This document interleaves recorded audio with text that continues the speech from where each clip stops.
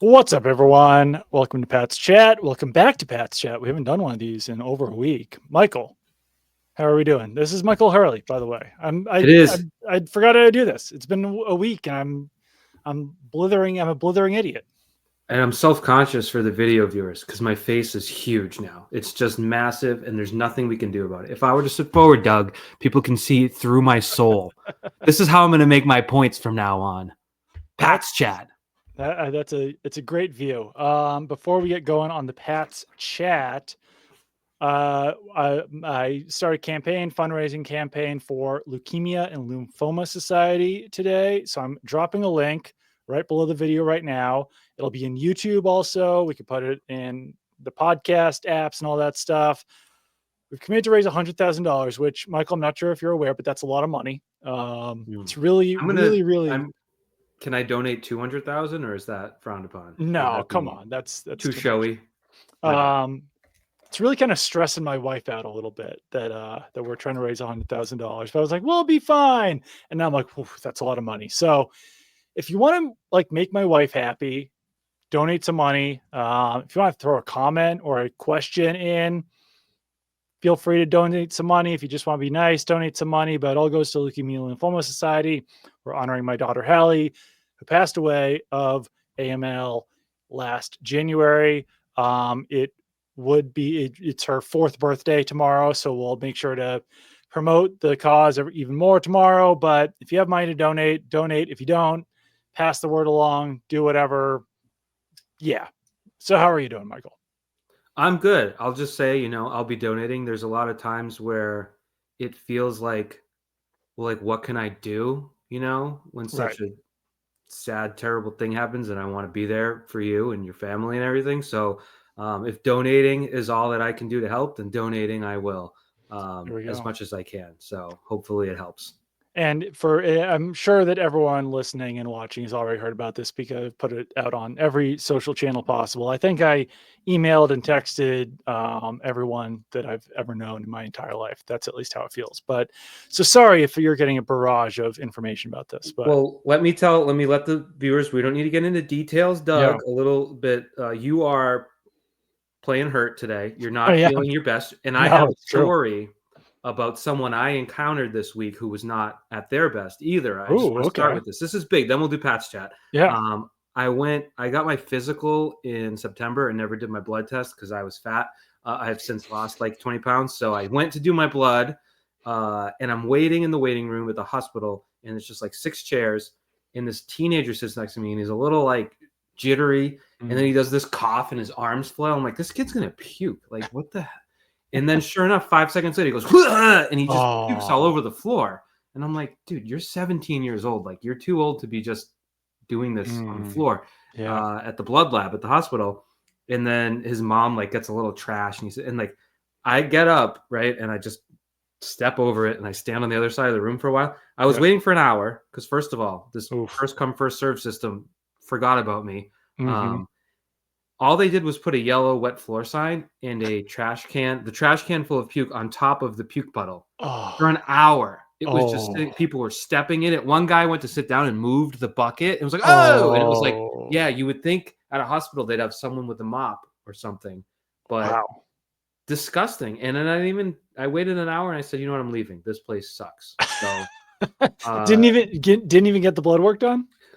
I went to a different location. If you need to get your blood tested, don't go to Winchester Hospital because you'll have puke and they won't see you. People will show up after you and get seen before you, and you'll be hanging out with the puke and no one will clean it. It was crazy. It was a crazy morning. So it could be worse, I guess, for your current situation. You're not that guy. It's true. No, I've not puked on any floors. So that's definitely a plus. We'll get into Pat's Chat. I also had a physical and then just didn't bother to get my blood work done. And so that reminds me that maybe before things get really busy and crazy again, I should probably do that. Or maybe I should lose 30 pounds first. I went to the second place and it took 10 minutes. So it's not a horror story. It was much more efficient. Nobody threw up there. It was good. So the Patriots actually did something. I was on vacation for the last couple of days, short trip. And as I was out to dinner with friends, Patriots decided to sign Stefon Diggs. So that was interesting. Um, Can I put out a word real quick? Because you mentioned that. Sports, probably one of the worst things sports media guys do. I don't know if you've done it. I don't know if I've done it. I'm not calling anyone out. yeah. When it's like, I'm getting on a flight. Let's hope the Patriots. Oh, Anyone. It's like, dude, don't worry. Like, you can get on the flight. Stuff could happen. You get off the flight. So, like, you're living proof. yeah. You're out to dinner on vacation. Yeah. And the world kept on spinning. So I think it's a It lesson did. for our brothers and sisters in the sports media. Like, it doesn't matter. You can get on the plane. Yeah, you can get on the plane. You can go out to dinner. We actually were smart. Andrew Callahan and I had pre-written a piece about the Patriots signing Stefon Diggs. So all I really had to do was say, fellas, you guys can talk amongst yourselves. I'm going to be on my phone for about 3 minutes. Hit publish, tweet out the link, told my bosses that it was up, and we were pretty much good to go. So plan ahead on some of these things too. That's like when they bring in a receiver in the building for a whole day. You can write that one. You can pre-write that one. Yeah, especially when that wide receiver hasn't had contact with any other teams. Seems like it might be happening. Well, that's my question to you, Doug. Yeah. The news hits. What was your level of surprise? It wasn't shock because he was obviously in a week earlier, but when he left the building, a lot of people thought maybe that was that. What was your surprise level when that news hit? I was a little bit surprised when they showed interest in him because I think that they were aiming for higher targets early in free agency. But then once they brought him in, wasn't necessarily a shock that he signed. It was a few days later, which I guess was somewhat of a surprise. But once you get to the point where there's like, once you are going into the draft saying like, we need a number one wide receiver and a left tackle, it's kind of an unsustainable way to handle the draft. So I think that signing Stefon Diggs at that point made sense. And I haven't seen the full details of the contract, but it does appear to essentially be like a 1-year deal with 2 more years tacked on in case things go well in year 1, or, as kind of a way to spread out some money a little bit. So overall, it doesn't seem like a major risk. Hopefully he's healthy. Early reports from, I think, Adam Schefter say he should be ready for week 1, which I don't know. Is that a major surprise? He tore his ACL in October. It's also dependent on each individual, though, It just feels like that's, by the way, I got self-conscious. I went handheld on the microphone because I can't with the face. A little buzzing, but you're good now. Good now. No more buzzing. Yeah, you just let me know when the buzz gets too much because I can't hear it myself. No buzzing right now. We're good. It's kind of a 9-month injury nowadays. It feels like it used to be a year. But that being said, you don't know what you're going to get after that. And that I'd say more than there's a few things that made me kind of be like, this isn't Stefon Diggs coming from Minnesota. This is a much different Stefon Diggs than the one that became a superstar. So it was necessary. I don't dislike the move. And I'm sure the structure of the contract, considering there wasn't much interest around the league, is such that it's not going to be an albatross or anything. But it certainly, for me, didn't provide the jolt of sort of intrigue and excitement that it would have back in Diggs's heyday. Heyday. That makes sense. Yeah. Struggle with reported as a 3-year, $69 million contract with $26 million guaranteed. Just to give the details out there. But once again, interested to see what that actually looks like when the contract comes across NFLPA. But no, I'm with you. Like, he was on pace for a 1,000-yard season last year. Certainly not on pace for 1,500 yards like he did in Buffalo in his first year there. But I think the reality of the situation is that he's going to be like, he immediately comes in as the best wide receiver. So that's just what you're getting. And you have to overpay when you're the Patriots. Maybe they overpaid a little bit. I think they might have overpaid for everyone a little bit. Right. But they at least filled a major need. And I don't know. It seems like everything that people have had to say about Stefon Diggs since the signing is all positive. Yeah. But I'm with you. It's not like they signed T. Higgins. It's not like they signed even Chris Godwin. It's like, all right, well, we'll see how this goes a little bit. And I expect it to go well. I would say that I've got high expectations for this move because he'll be so heavily involved. But there's so much unknown about Diggs at this point with his age and coming off the ACL that it's not a guarantee that he will be the Stefon Diggs of old. Right. Which, and again, you hear a lot of good feedback from Houston and Yeah. from everywhere, even in Buffalo, where the blowups on the sideline were visible and we all watched them. You hear a lot of good reports, but I guess the potential concern is if that same feed me attitude doesn't match the physical ability, if the knee doesn't get where it needs to get September, October, November, and he's not the same player, but Right. still is the same brain, you know what I mean? Right. Still is the Yeah. same demands and ego and all that. So it's certainly something. I don't know how much it helps to have Mike Vrabel in there, someone who could be like, hey, Yeah. shut up. I'll smack you in the neck. But it probably doesn't hurt. If you had to pick your head coaches in the league who's not going to stand for someone doing that, Yeah. I would say Vrabel is probably up there, probably one of the least tolerant of anyone doing that. So that should help. But still, like you said, T. Higgins was excited. Godwin still had some concerns because we've seen his For knee sure. and leg fall apart a few Right. times. But when we're talking A.J. Brown, stuff like that, this is certainly not of that level. But you're right. They needed it, A, as a player, and B, someone, we've said this a million times, someone in the wide receiver room to be like, hey, guess what? You're nothing. You know what? Right. Work your way up. And that sounds rough, but it's the NFL, and there was no one there to be that person. I'm not saying he's going to be a bad teammate, but I'm saying he is going to establish himself here, and everyone else will be looking up at him, aspiring to be there, and I think that will help.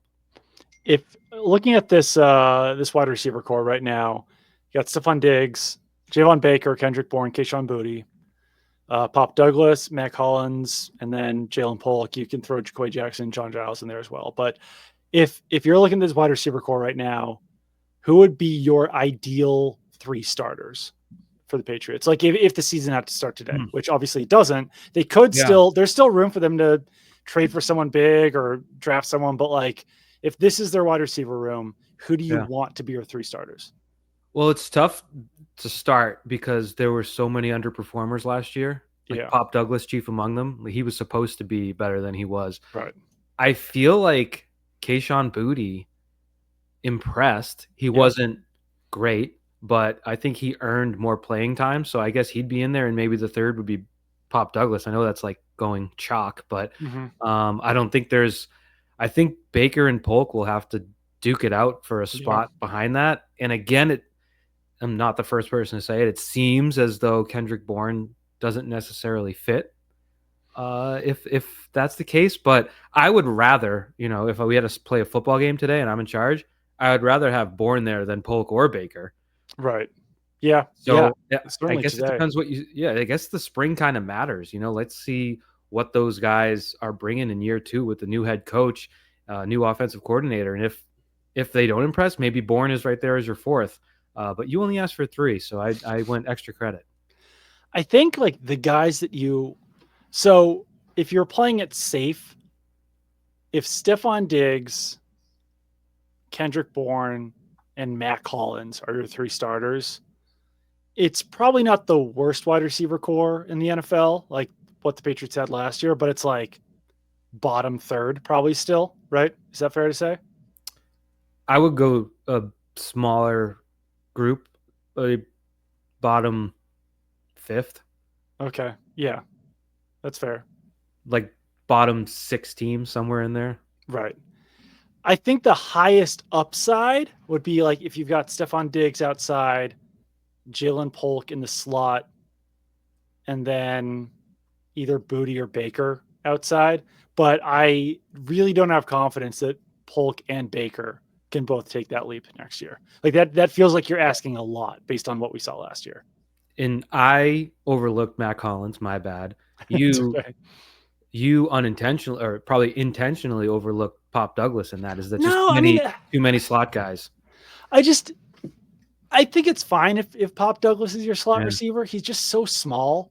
And I think that there's a role. There's certainly a role for Pop Douglas. I don't mean to diminish Pop Douglas. I think that if here's your slot, you're fine. But I don't know. In today's NFL, like there's not a lot of small slot receivers. Mm. I mean, And McDaniel should help. yeah, no, McDaniel should help. And Drake May, I certainly seemed like he was willing to throw to smaller wide receivers. I think there's part of me that does wonder, and I like Pop Douglas. I like Damari Douglas. There's part of me that wonders after last year, like how much higher can he take his game? Because we expected it to come last year and it didn't happen. So it's kind of one of those like fool me once, fool me twice type of things where like if I have these like high expectations for him going into this year, being like, he could be 1,000-yard receiver. It's like, well, we said that last year and it didn't happen. So what's different this year? I know there's Josh McDaniels, there's Drake May all year, but he also seemed to be making, based on what Alex Van Pelt would say, a decent amount of like mental errors last year too. And I don't think that those will go very well if Josh McDaniels is the one dealing with the mental errors. That's true. It's such an interesting. I know this isn't a Pop Douglas podcast necessarily, but Yeah. it's been such an interesting 2 years where he showed up as a 6th-round pick, Yeah. and was on the team. Right. Like immediately. the first time they put pads on a training Yeah. camp, he was it was as if he was a 10-year vet. The way Right. that he was a starter, the way the whole team was like pop, pop, Yeah. everyone was screaming his name.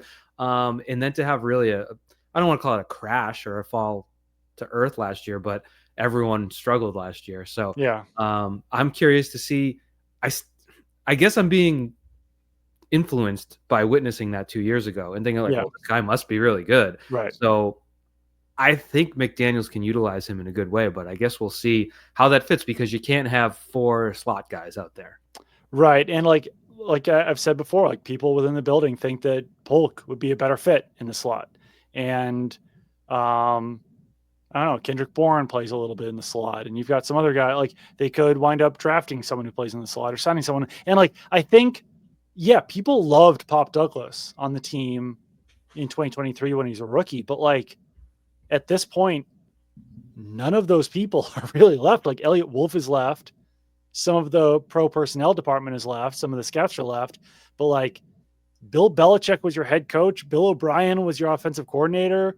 You had, who was their wide receivers coach? It was Ross Douglas and Troy Brown. Like none of those guys are around anymore. So now with Pop Douglas, at least with the coaching staff coming in with a clean slate, if this coaching staff does maybe a little bit more work looking at Pro Football Reference than some of the coaching staff did last year, especially as it related to Marcus Jones, you kind of look at Pop Douglas and be like, yeah, he's a 500-yard receiver. You know, like I don't think you're coming in being like, this guy's a superstar.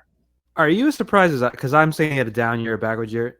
His numbers weren't bad. No, they were like kind of identical to his rookie year. It was like 500 yards. No, he had 66 catches for 621 yards and 3 touchdowns, which was, he caught 17 more passes. The yardage was similar, only 60 more yards, but 3 touchdowns compared to none. It was slightly better than I would have guessed. How many more games was it in though? 3 more games. So less. Because he got benched in year one, and then he also had 2 concussions that year, I think, right? So no, but you're right though. It was better than year one, but better in more games. I don't know. And like he was so quiet to start the season. I think that was the big thing. I guess so, yeah. But yeah, I'll be interested to see him. It's at least we can talk about it now with Diggs in there, where we can be like, okay, no one has to pretend to be a 1. Even if Diggs isn't as explosive and fast and everything that he used to be, he is still exactly what I talked about, a veteran pass catcher. Someone who, when the ball comes at him, he's going to catch it. You know, he's talented, 100%. skilled at that. So I'm not expecting even 1,000 yards from him, considering all the factors. But at least we can talk about people like Kayshon Boutte and Matt Collins and Pop Douglas in a way where we can kind of start to conceptualize what it might look like. And then add a guy in the draft, and even more so. Yeah. No, it at least now becomes like a real wide receiver room, whereas before you were like, this is really happening. This is what they're going in with. But I do think it changes things a little bit in the draft for the Patriots. And what have you made of all of the moves around the NFL? Some of the things that Adam Schefter has said about the top 4 picks in the draft. Are you feeling less confident now that 2 quarterbacks come off the board within the first 3 picks? I can't tell. I mean, I know. Is there any way Tennessee doesn't take Cam Ward? It doesn't seem like it, right?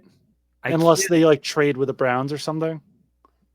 Sure, if they have a guy and it's not Cam Ward, but I can't see that team with such a quarterback need Right.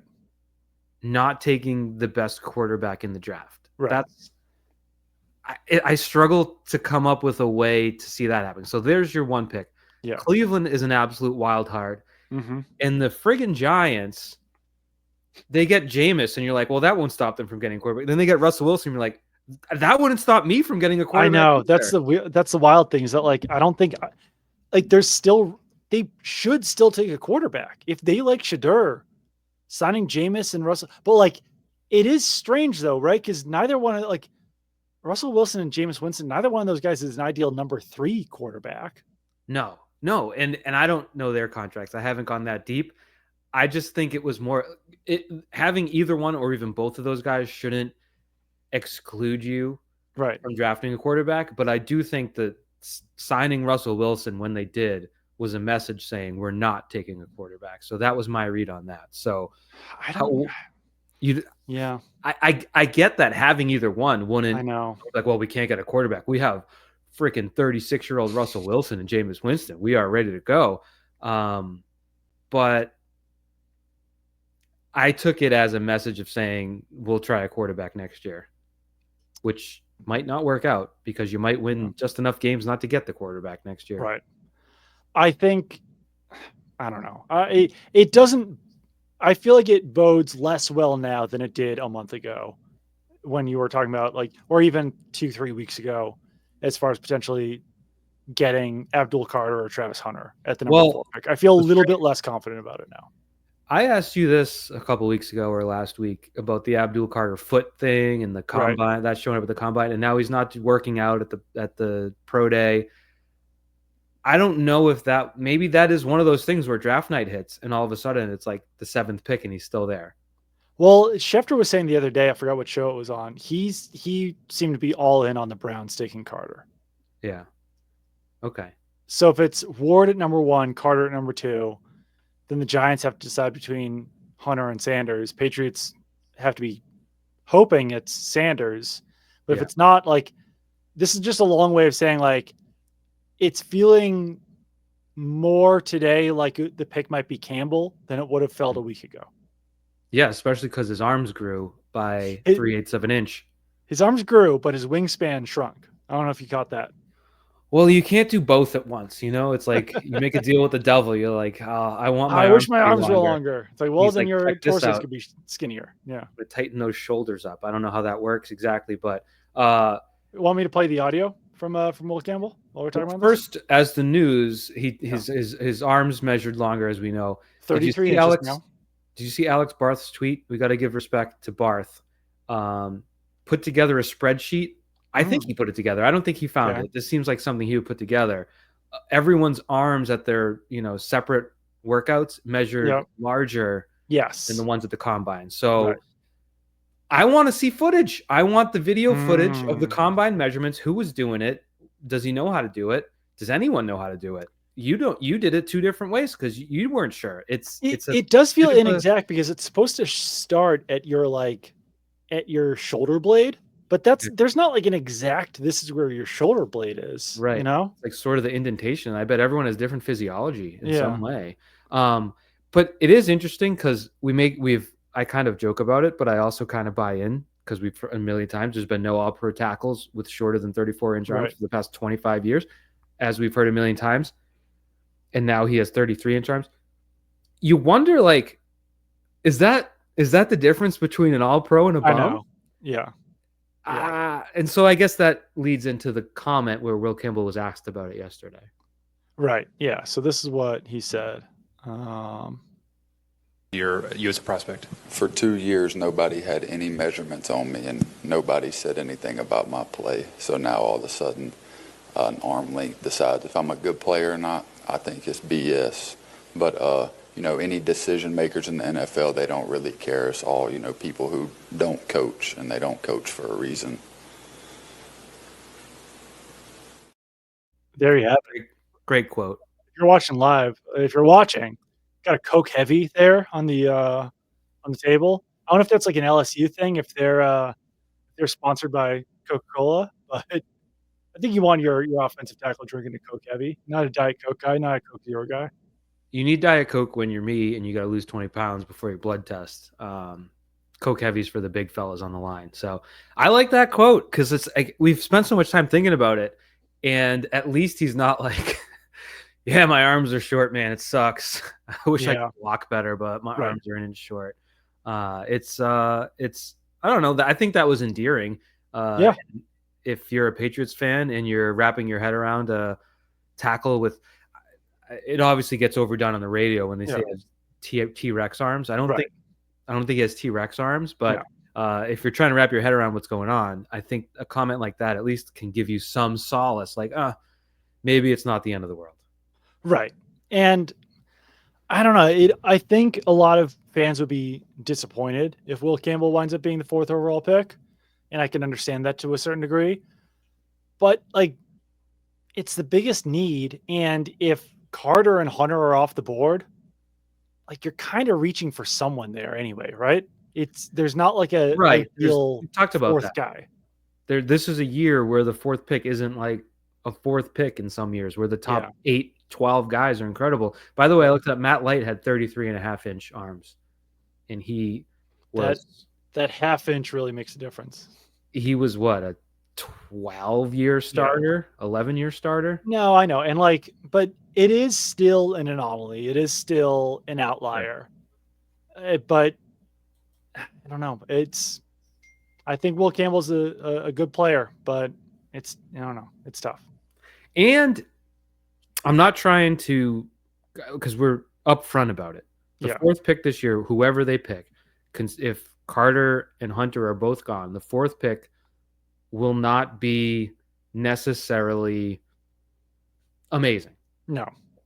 But you can get a very good player there. Yeah. And the need at left tackle is still so glaring that maybe he is a dog. I don't know.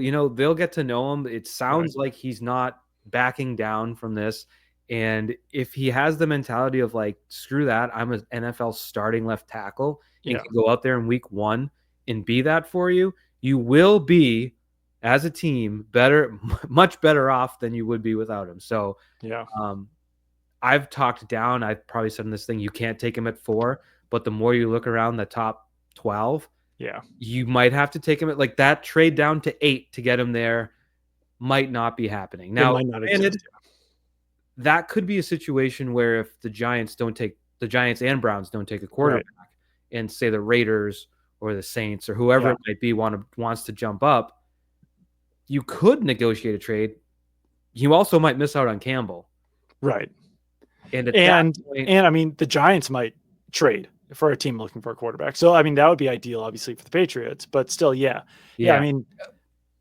Listen, Joe Shane, I don't know the man personally. I did watch Hard Knocks offseason last year. He seems like a real weenie. He seems like he would be like, yeah, watch this. We're going to trade out and just make the Giants inevitably worse. I don't know how he's doing that. How are you allowed to get Jameis Winston and then Russell Wilson in the same offseason when you have the 3rd overall pick? Very bizarre. I truly don't. And I mean, I don't know.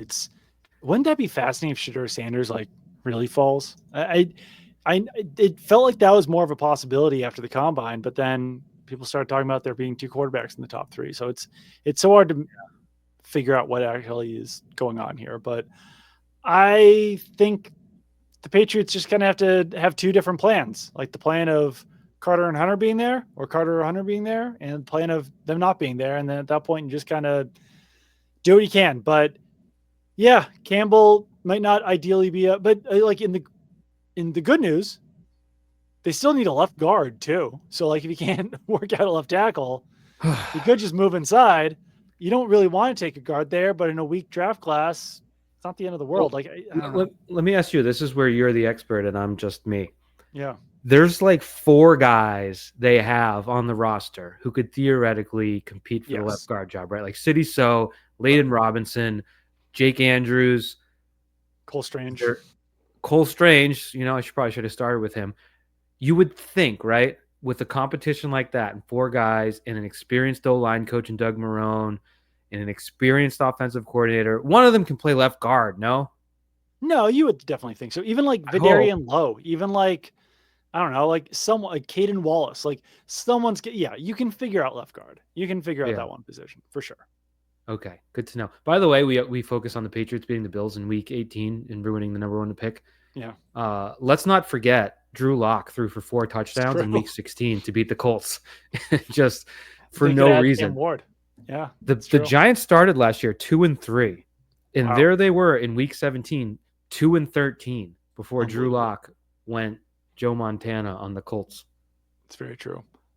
We did get a comment. Want to address it. Russo says, horrible take on Pop. To be honest, if anyone should be held accountable for mental errors and repeating mistakes, it'd be Kendrick Bourne. But wait, Bourne has best years at Patriot under McDaniels. Point being, let it play out with Pop under McDaniels. I think that's fair. Like I don't know what I don't remember what I say sometimes, but no, you said you heard from or Van Pelt might have referenced mental errors, which my thought was similar to that, where it's like, dude, everyone has mental errors in this offense. Yeah. It's a joke with Jacoby Brissett. Like, it was a disaster last year. So I wouldn't hold that against him, but you were. I'm not holding it against him, but I do No. think that like mental errors are not accepted under Josh McDaniels, and they felt like they were accepted a little bit more under Alex Van Pelt. Okay. Well, yeah, no, I will see. I think he, if anyone could untap what his skill set is, it would be Josh McDaniels. No, absolutely. Yeah. He's worked with a number of shorter he has a number of shorter slot guys, and there's not Jacoby Brissett there anymore to be like, well, I can't see him, he's too short. Oh well.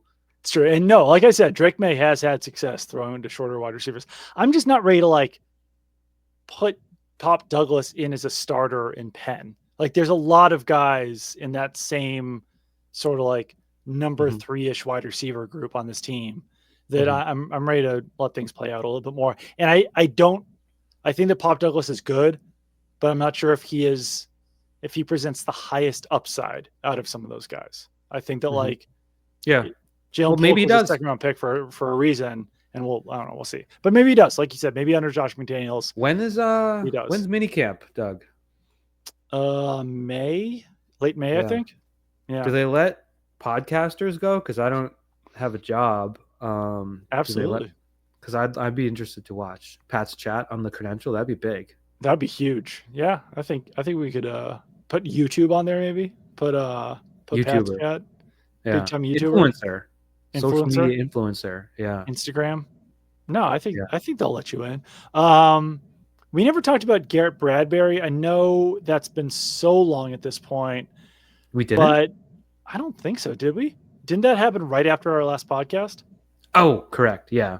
But it was in line with what we said, where it's like, a professional we talked about Garrett Bradbury that day. I think we did. And it was, I didn't hate the right. You need a professional center, and you got one. He may not be the best. He may not be at his best, but he's able to do the people that said Cole Strange could do it are crazy people. It takes a lot of projection to say that Cole Strange could do it as well as Garrett Bradbury, and even like Ben Brown, like at least you're now bringing in competition there. But yeah, I would expect Garrett Bradbury to start. Yeah. New England Sports Fellow asked, do you think there's any chance the Patriots try to trade for Jacoby Myers, though Josh McDaniels' influence? I mean, it's possible, but the Raiders would have to be willing to trade him. And I don't know if the Raiders have a willingness to trade him right now. I don't know what the hell the Raiders are doing. I don't know what their plan is this year. I don't know if it's tank season. I don't know what. But if it were, that would make sense. But they don't. I don't know. I can't figure out what they're doing exactly. So. I'm going to read some names. Alex Bachman. Ever heard of him? No. Jeff Foreman. George Foreman, rest in peace. Shedrick Jackson, Ramel Caton, Tyreek McAllister, Kyle Phillips, Trey Tucker, and Christian Wilkerson. Those are the wide receivers on the Raiders who are not named Jacoby Myers. Wow. So if there's any team in the NFL that needs Jacoby Myers more than the Patriots, it's the Raiders, I believe. Yeah, I'm trying to look up. Maybe you know off the top. What did they traded for Geno, right? Yeah. And they traded what? I think it was a 3rd round pick. that's a sign that says like we don't want to completely suck this year, right? Yeah, I mean, it's Pete Carroll. He obviously had a history with him.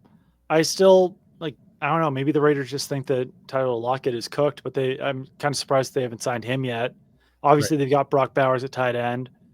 They've got a better situation at running back with Raheem Mostert and Zamir White. But like, yeah, I don't know. If the Raiders trade Jacoby Myers, you're basically saying Geno Smith like, have fun sucking this year. Life is gonna be tough. Right. Which would be weird to do after trading the Yeah. 92nd overall pick for him. I finally found it. It took that long. Pro Football Reference just said traded for. It's like I need a little bit more than that. But anyways, yeah, I guess it would be a little surprising to answer the question. Not that the Patriots wouldn't want him, but that the Raiders probably like having him. He doesn't make $1 billion. Right. He's a good person to have in your locker room at all times. And that would just be another slot receiver that the Patriots be adding in Jacoby Myers. He can play a little bit outside, but what if they run like, I don't know whether you call it a diamond or a quad set, and you just have 4 slot receivers in the slot every snap, and it's like that could be great. What about that, huh, Doug? Huh, football guy? I love that idea. Just a bunch of slot guys, no one outside. Diamonds. Put some tackles on the outside. You don't have a tackle, put them at wide receiver. Don't have an outside wide receiver, put them all in the slot. And put like Shane Vereen at guard where he's eligible now. Yeah. And then put a big guy out there who's ineligible. There's so many options that I think this is going to work. It's the all slot offense. So many possibilities. I don't think they've done anything else since we last potted, but no, Stefon Diggs, it's exciting to see them add someone, even if he might not be at the top of his game anymore. And I think overall it's been a decent offseason. Like and if they draft Will Campbell and if he winds up being a stud, then they kind of did like fill every need they need to with this offseason. Yeah, and again, they're going to win more games this year just because the slew of opponents, the experience at head coach, they're going to win more than 4 games. I think to your point, like it'll all be better. The question will really be, what are they? Not to kick the can, but they're going to be better this year. They're going to win more games. But it almost, I want to say, doesn't matter because you had all this money to spend, and a lot of these moves were obvious. You had to do certain things. It's really about 2 to 3 years. Yeah. Before you can have a real conversation, potentially, like, oh, they could win playoff games. You know what I mean? Yeah. They could contend for a wild card spot this year. I'm not saying they couldn't, but I don't think you're going to have any real Super Bowl conversations or AFC Championship game conversations. But it's really like step 1, I think you give a check mark. They did what they had to do, and now we'll see what they can build forward. It would be hard to be overly dramatic either way about this offseason because they had to do so much of it. Yeah. And I think I saw recently, what's their win total over under? Is it 7.5 now? I don't know. I haven't checked that. I'm sorry. I think I saw that. That's like a pretty dramatic improvement from last year. What was it last year? 3.5? I believe it was 4.5. Okay. Maybe. I forget. It was hovering around 3.5 to 4.5. So regardless, like Vegas believes that they've added, 4 wins this offseason. Yeah. That's pretty major. I don't know. Do you want to hear my Stefon Diggs story? Yeah. It's so I was doing, I forget what they called it back when NBC Sports Boston was still Comcast Sportsnet New England. Real mouthful. I think it was Sports Sunday, something like that. And the Sunday show, like normally on the weekdays you go into like 1 guest, maybe 2, but like the Sunday show was like a carousel. Like they have 3 guests. You go and go out. And so I was there. We were probably talking about the Patriots doing something in the playoffs. And I was with Phil Perry and Michael Felger. And I was talking. Yes. I was speaking and they were looking at me. And over my left shoulder, I had just watched during the break the Saints beat the Vikings in the playoffs. And I was like, wow. And then I'm talking and literally Phil and Felger are both like, and I'm like, wow, I'm making some damn good points right now.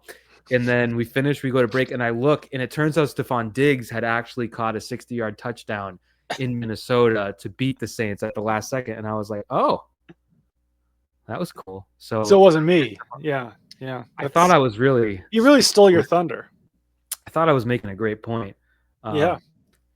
No one on set was listening. Hopefully the people on that were watching TV were listening to what I was saying, because it was Yeah. really good stuff. Really good stuff. No, Stefon Diggs is a fun player. He's got the potential to make things pretty fun here in New England. Outside of that, I don't have a lot of Patriots takes. I know you had some other things that you wanted to talk about. You want to talk about Yeah, no. a local coffee establishment. And you Okay, so I tweeted this also, out. yeah, Yeah, I tweeted this out on Sunday. yeah. I was grocery shopping, and I I was a saw this little, tweet. Yeah. I was a little, I wouldn't say tired. I was maybe a little fatigued. It Okay. happened. So I got myself a pick me up. I got some supermarket sushi and a supermarket market basket iced coffee, Hmm. and it was like $3 maybe, and it was good, and I enjoyed it. And I said, "This is New England iced coffee." However, Doug, you suffer the same affliction I do, which is we can't drink Starbucks cold brew. It's true. That market basket iced coffee hit me that same way. Oh no. It felt like I got hit in the forehead with a 2x4 for about 3 hours. Like I was groggy. I was Oh almost no. foggy. So it's very strong stuff. So I would just say, if you go to Market Basket, this is a PSA, and you want to try the iced coffee, dip your toes in with the small, Yeah. because it wrecked me for the Sunday afternoon. I was no bueno. Wow. Okay. Well, that's good to know. Was it tasty at least? It was fine, I would Yeah. say. Like it wasn't. I got it black, so Yeah. there was no sweetness. There was nothing wrong. I had no complaints. Yeah. It served its need. I wasn't like, oh my god, but it's iced coffee. Right. I don't know that it can be that flavorful. That's to fair. begin with. Yeah, that's fair. Yeah. All right. Well, that's good to know. And I would say that among places you can get iced coffee in New England, unless you're specifically shopping there, Market Basket would be among the least Convenient. convenient. Yeah. Yeah. Because at least where I live, the Market Basket parking lot is a complete nightmare every single hour of the day. And the store is always 3 times more packed than any other grocery store around here. So I rarely even go to Market Basket. There's 3 grocery stores in my town. I don't want to dox myself. So I've got a lot of options, and Market Basket is usually not among the top. But Yeah, the area, I'll try to go there. One other Market Basket thing, my friend Mike McGann tipped me off that their donuts are actually really good. Like if you get one of their fresh donuts, like not the ones that are in the boxes, but the fresh ones, it's like almost like local donut place quality. In there. But that's kind of like Shaw's Star Market. They have that too. If you open the cabinet and get yourself a fresh donut, it's like, good Lord, this is high quality stuff. You can't do it that often. This is for the Merrimack Valley types. The Bill Ricca Market Basket, which is new and improved. They blew out Bob's. Bob's was next door. Place is massive. Wow. It is far superior to the Wilmington one. It's worth an extra drive. The Wilmington one, the produce goes bad, the meat goes bad. I think it's more expensive. I can't prove it. I switched to Bill Ricca, and let me tell you, partner, I don't regret it. And I got a nice coffee there. So that's this is the stuff you get usually after the 55-minute mark. But this time it's after the 40-minute mark. And then my other thing, because we had a real quick, while we're talking about grocery stores, Shaw's carrot cake, divine. Yeah, try a Shaw's carrot cake. What they come in like these little containers. It's like a square carrot cake. It's so good. It's genuinely so good. Yeah, I've lost 20 pounds, and I walked through, as I mentioned twice. No big deal. I walked through the Shaw's bakery and just the smells, and I'm like, God damn, man, this is brutal. But if we were to rank, Doug, like the most masshole New England places to get iced coffee, it's like Mary Lou's Honeydew. I'm throwing Market Basket on there, and like Dunks is obviously sort of the corporate answer, right? But I never knew. I never got a Market Basket iced coffee special cup until Sunday. Yeah, I mean, obviously, like Dunks is like the like you said, the corporate answer. But I do sort of feel like Mary Lou's and Honeydew are like more masshole places to get coffee. Because you can get Dunks in Indianapolis, right? It's not as good, but you can't. Have you ever had a Florida Dunks?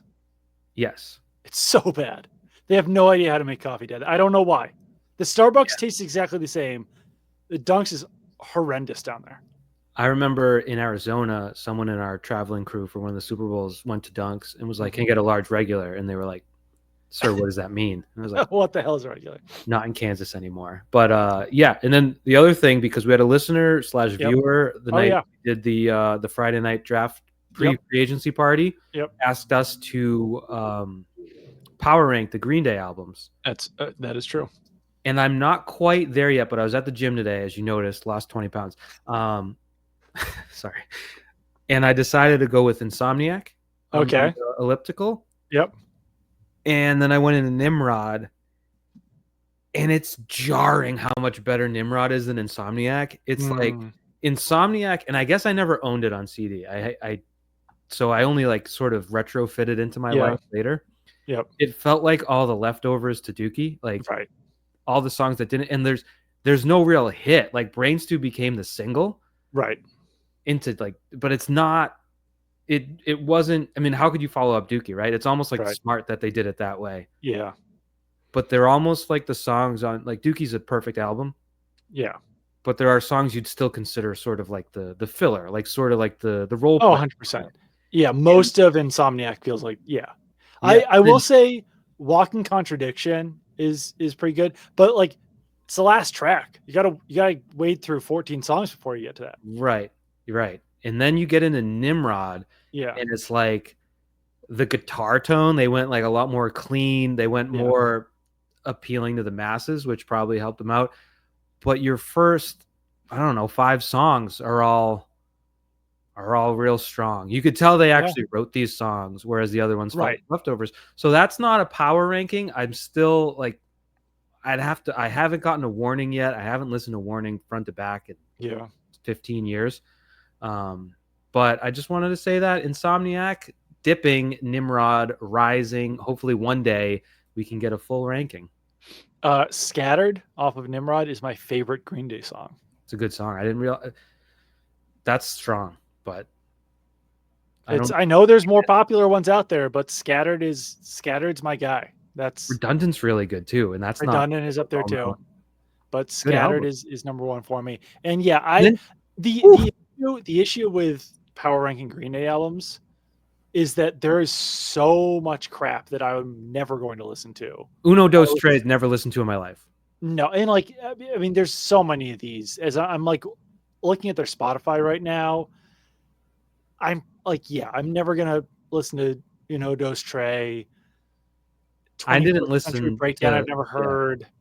Revolution Radio, whatever that is. I don't know what. Like, I don't have a lot of time in my life, and I did the hottest take of all for me. I know. I'm not even an American Idiot guy. Yeah, that's just, you're so punk rock. Like you're too punk rock for my. That was too mainstream for you. Which I was thinking too. The way that we both kind of settled on Newfound Glory's self-titled being better than, Nothing Gold Can Stay is such an old man take. Like there's no way 22-year-old Doug or Mike would have said that. Like it's just almost unfathomable. That's an old man take, and we both settled into it, which is kind of sad. But I like What's Her Name off American Idiot. That song's good. Yeah, that was the cool thing. I saw them play American Idiot and Dookie in full last summer, which was admittedly too much. But I want to say there was a song stuck in my head for like 3 days, and it might have been What's Her Name. And it's like I didn't go in to the show thinking I'm ready to hear What's Her Name. Yeah, it's a good one though. I like that song. Yeah. What is Shenanigans? Also, is that an actual album or is that like a B-side type of thing?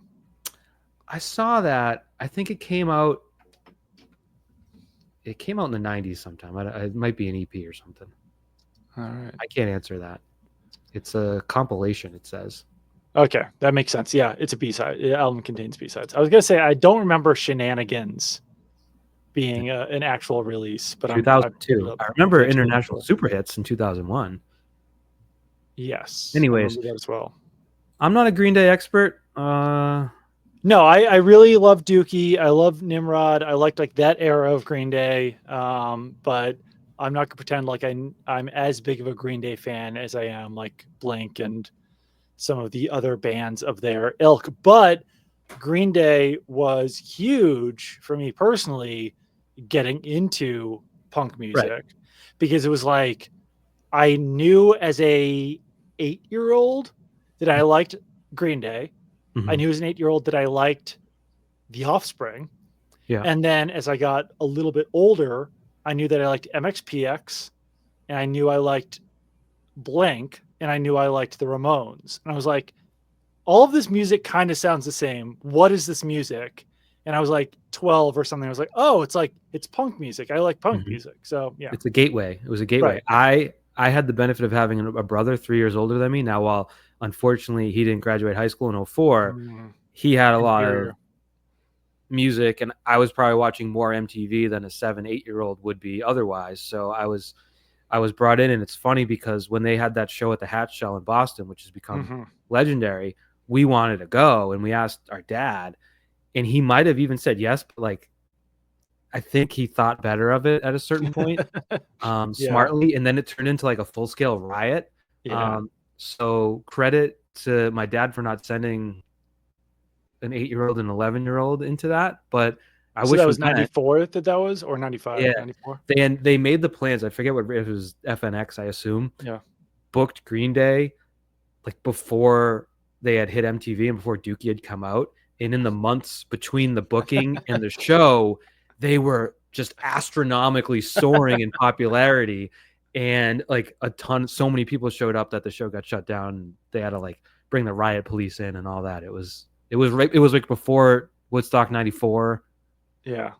It was like April. That's crazy. May? I don't know. I could do my research before this stuff, but no, would have been a cool story. But yeah. I got to side with my dad on that one for not taking us.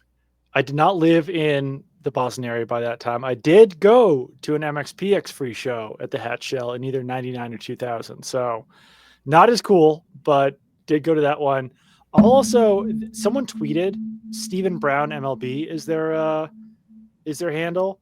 And I'm just going to show it. Mentally prepared to avoid eye contact with this man all season. And it's the guy who, like, is it Kenmore? With like the Jesus guy. It's incredible how long that man has been in my life. Like, I agree. I can't recall the first time I ever saw him. It was probably like my first Red Sox game in like 97 or 98, or it might have been 98. But he would also like, I distinctly remember him being at the Suffolk Downs Blink-182 show, like outside while people were in line. Like he would like go to like hardcore shows in Kenmore Square. Like that man has been everywhere. And somehow he's still hanging around there. It's amazing. All right. I agree with you. I'm not being rude, Doug, but I had to correct myself because I'm a fact checker. Yeah.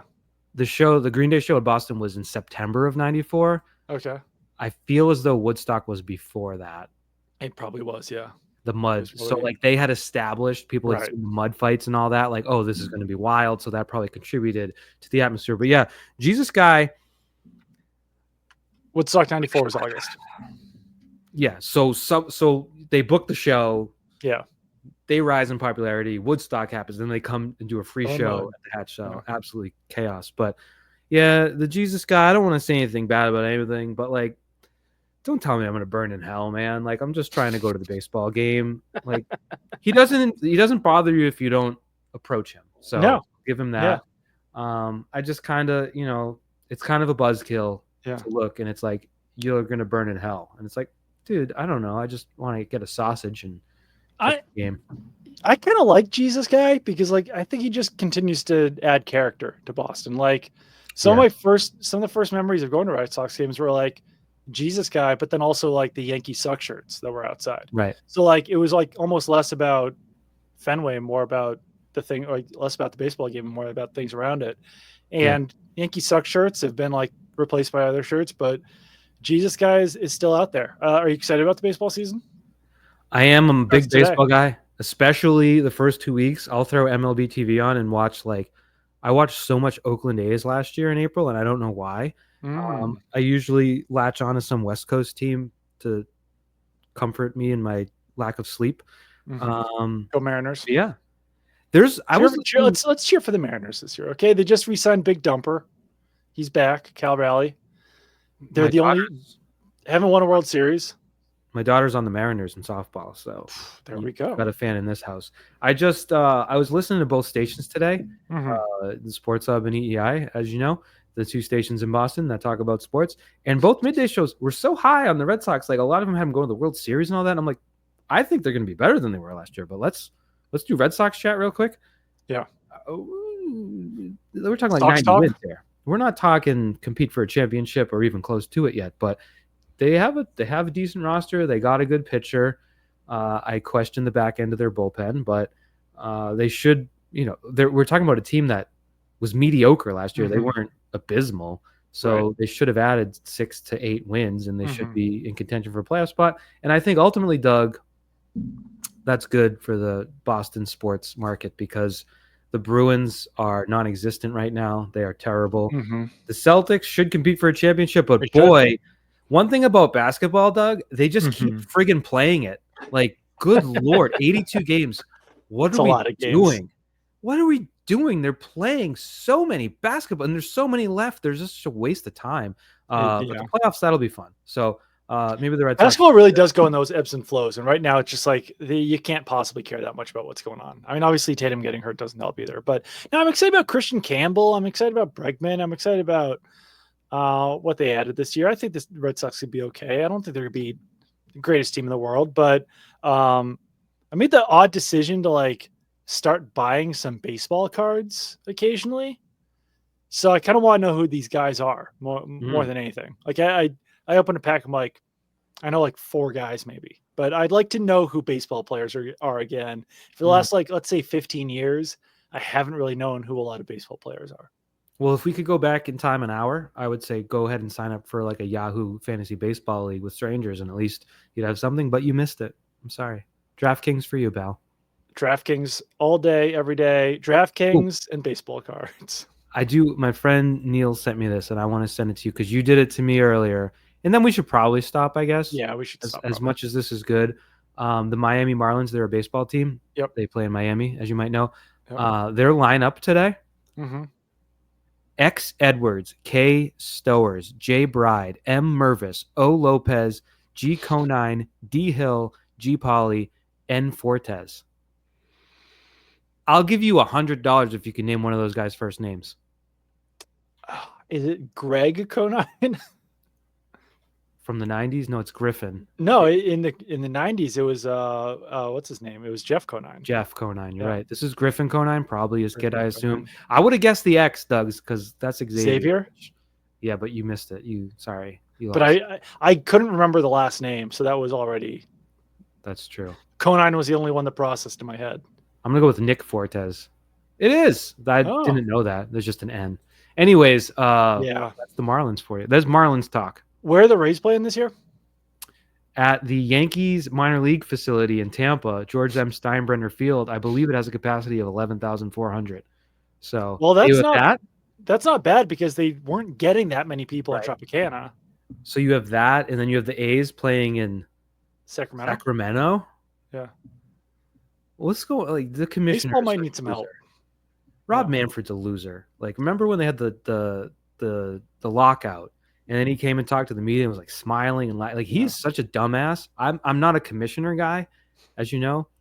I think he is significantly more of a dumbass than Roger Goodell. At least Roger Goodell runs he's pretty rotten. His job. Yeah, he's evil and rotten, but the league is prosperous. Manfred, they had 2020. A global crisis, everything shuts down. They could have been playing baseball at noon, 1 p.m., 4 p.m., 7 p.m., all throughout the spring when nothing. They could have been the center of the sports universe, and instead he let his owners hold a lockout for no reason until the end of July. And it's like, think about there were no 1 p.m. games today too, right? Right, 3 o'clock was the first game, and then even in 2020.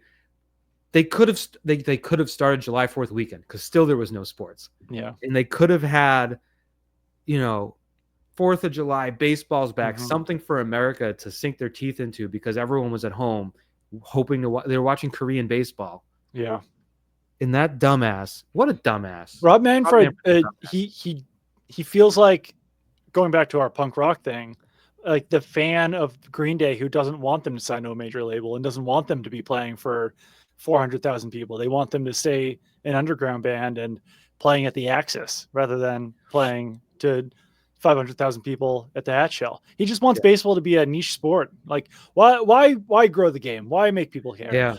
I will say though that for the Rays, we'll see how it goes. I'm sure a lot of people have this take, but I was just saying, like, while I was on vacation, I was hanging with friends, one of whom used to live in, I believe, the Tampa area. And I knew this kind of, but not fully. Apparently, Tropicana Field, like being in St. Pete, really was like the worst thing you could possibly do because it's like basically on an island. You have to cross Right. over a bridge. Like it's so hard to get to. You said it's in Tampa now, right? George Steinbrenner Field. Like they genuinely might have more people now going to their games and Yeah. they might have more interest now because of that.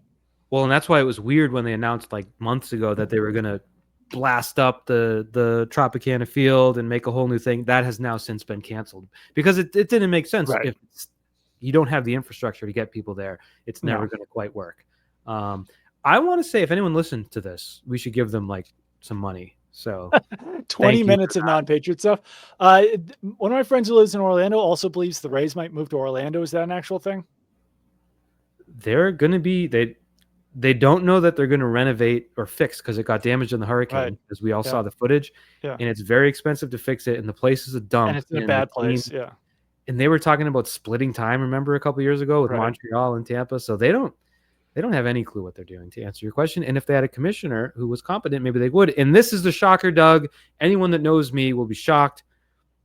Gary Bettman's much more of a dumbass than Goodell, too. So Goodell in there firmly as only the third biggest dumbass among the big four commissioners, which is crazy. I think it'd be fun if the Rays moved to Orlando. As someone who was recently in Orlando and was having a hard time getting times to play either Top Golf or go to the go-karts, there are a lot of people in Orlando looking to kill time with activities. I think the Rays would be a good activity to kill time at. I think it's like the 11th biggest market in the U.S., also Orlando. Only one major sport. I'm on board. Move the Rays to Orlando.